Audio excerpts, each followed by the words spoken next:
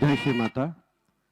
ದುರ್ಗಾ ಸಂಸ್ಥಾನದ ಕಳೆದ ಆಲ್ಮೋಸ್ಟ್ ಒಂದು 7 ತಿಂಗಳಿಂದ ಅಥವಾ ಅದಕ್ಕೆ ಮುಂಚೆಯಿಂದನೂ ಸತ್ಸಂಗಗಳು ನಡೆದಾಗ ಒಂದು ಕಡೆ ಸತ್ಸಂಗದಲ್ಲಿ ದುರ್ಗಾ ಸಂಸ್ಥಾನ ಅಂತ ಒಂದು ಬೋರ್ಡ್ ಹಾಕ್ಕೊಂಡು ಒಬ್ಬರು ಯಾವಾಗಲೂ ಕೂತಿರ್ತಾರೆ. ಅವರು ಒಂದೇ ಫ್ಯಾಮಿಲಿಯವರು. ನನಗೆ ಪ್ರಿಯವಾದಂತಹ ಹುಣಸೂರಿನ most young trustee of our Shrimata Appaji foundation, ತುಂಬ ಯಂಗ್, ಆ ಥರ ಯಂಗ್ ಪರ್ಸನಾಲಿಟಿ ಬರಬೇಕು.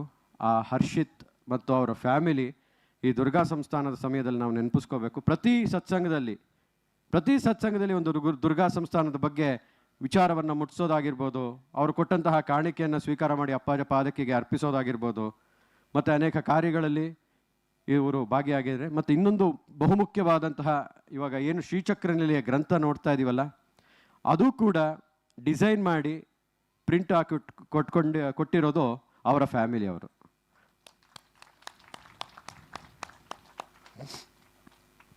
ಹರ್ಷಿತ್ ಬನ್ನಿಮ್ಮ. ಮೋಸ್ಟ್ಲಿ ಹರ್ಷಿತ್ ಕೌಂಟ್ರಲ್ಲೇ ಇದ್ದಾನೆ ಅನಿಸುತ್ತೆ. ಮನೋಹರ್ ಬಪ್ಪ.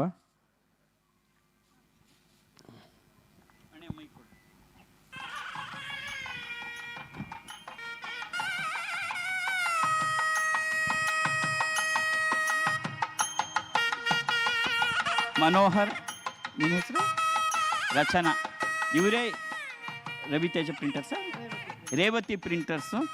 ಶ್ರೀಚಕ್ರ ನಿಲಯ ಪುಸ್ತಕವನ್ನು ಮುದ್ರಣ ಮಾಡಿದ್ದಾರೆ ಅನ್ನಿಸ್ಕೊಳ್ಳೋಕ್ಕೆ ಮುದ್ರಣಕ್ಕೆ ಮುಂಚೆ ಎಷ್ಟು ಅಪ್ಪಾಜಿ ಕೈಲಿ ಬೈಸ್ಕೊಂಡಿದ್ದಾರೆ ಅಂತ. ಯಾಕೆಂದರೆ ನಾನು ಹಾಕಿ ಸುಮ್ಮನೆ ಒಪ್ಪಲ್ಲ. ಬೆಳಗು ಸಂಜೆ ರಾತ್ರಿ ಕೂತು, ಯಾಕೆಂದರೆ ಇದು ಕೂತು ಬರೆದಿದ್ದಲ್ಲ, ನಾನು ಧ್ಯಾನ ಸ್ಥಿತಿಯಲ್ಲಿದ್ದಾಗ ಹೇಳ್ತಾ ಹೋದೆ. ಅದನ್ನು ನಮ್ಮ ನಿಖಿಲು ಟೈಪ್ ಮಾಡಿದ್ದಷ್ಟೇ, ಮೈಸೂರಲ್ಲಿ ಕೂತ್ಕೊಂಡು. ನಾನು ಅಮೇರಿಕದಲ್ಲಿ ಹೇಳ್ತಾ ಇದ್ದರೆ ಅದನ್ನು ಪುಸ್ತಕ ರೂಪಕ್ಕೆ ತರೋದು ಬಹಳ ಕಷ್ಟ ಇದೆ.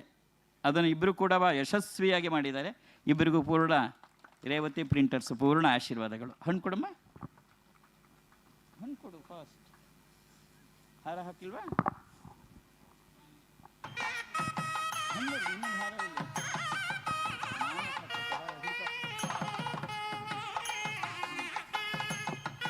ಕೆಳಕ್ಕೆ ನಿಂತ್ಕೊಳಪ್ಪ.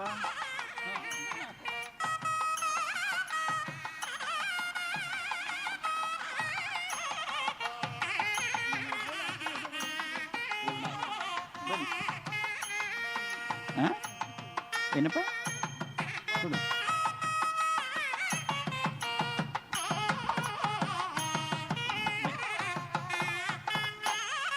ಪೂರ್ಣ ಆಶೀರ್ವಾದ. ಹುಣಸೂರಿಂದ ದಿನಾ ಬಂದು ಇಲ್ಲಿ ನಿಂತ್ಕೋತಾರೆ.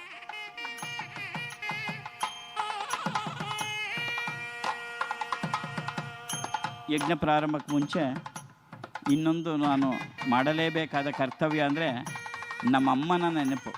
ಯಾಕೆಂದರೆ ಜನನೀ ಜನ್ಮ ಭೂಮಿಶ್ಚ ಸ್ವರ್ಗಾದಪಿ ಗರಿಯಸಿ ಅಂದರೆ ಈ ದೇಹವನ್ನು ಕೊಟ್ಟಂಥ ತಾಯಿ. ಆ ತಾಯಿ ಈಗಿಲ್ಲ, ಆದರೆ ಅವರ ಪ್ರತಿನಿಧಿಯಾಗಿ ಅವರ ತಮ್ಮಂದರು, ಅಂದರೆ ನಮ್ಮ ತಾಯಿಯ ತಮ್ಮಂದರು ವಯೋವೃದ್ಧರು, ಜ್ಞಾನವೃದ್ಧರು ಆದವರು ಬಂದಿದ್ದಾರೆ. ಅವರಿಗೆ ನಮನಗಳನ್ನು ಸಲ್ಲಿಸಿ ಯಜ್ಞ ಮುಂದುವರ್ಸೋಣ.